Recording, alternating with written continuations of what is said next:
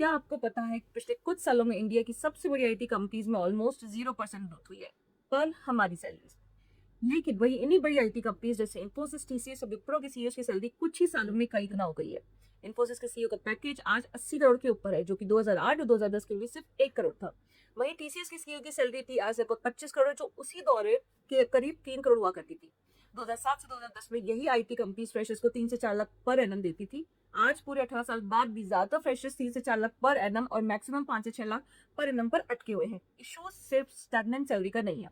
इन सालों में महंगाई, रेंट, पेट्रोल, डिप्लीशन सब 2 से 4 गुना तक बढ़ चुका है, लेकिन एंट्री लेवल सैलरीज में ना के बराबर फर्क नहीं पड़ा। रियल में फ्रेशर्स की परचेसिंग पावर तो बल्कि कम ही हो गई है। इसका मेन रीजन ये है कि आईटी फ्रेशर्स की हायरिंग अब प्योर मास मार्केट बन चुकी है। सप्लाई बहुत ज्यादा है और डिमांड कम, इसलिए इन कंपनीज को आपका रिप्लेसमेंट इजीली मिल जाता है। और अब एआई यानी आर्टिफिशियल इंटेलिजेंस के बाद एंट्री लेवल कोडिंग, टेस्टिंग और सपोर्ट जॉब्स पर प्रेशर और ज्यादा बढ़ने वाला है। अब ग्लोबल कंपैरिजन देखें तो यूएस की टॉप टेक कंपनीज में फ्रेशर्स को अक्सर 50 से 80 लाख के इक्विवेलेंट पैकेजेस मिल रहे हैं, जबकि इंडिया में सेम टैलेंट को अक्सर 5 से 10 लाख में पूरा साल चलाना पड़ता है।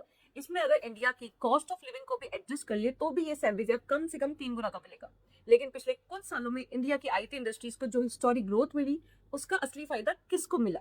नीचे के फ्लोर्स पर दिन रात मेहनत करने वाले इंजीनियर्स को या टॉप फ्लोर पर बैठे सीईओs को? आपको क्या लगता है, क्या ये गैप जायज है या सिस्टम को बदलना चाहिए? आपकी राय कमेंट पर जरूर लिखो और अपने आईटी वाले दोस्तों को भी शेयर करो।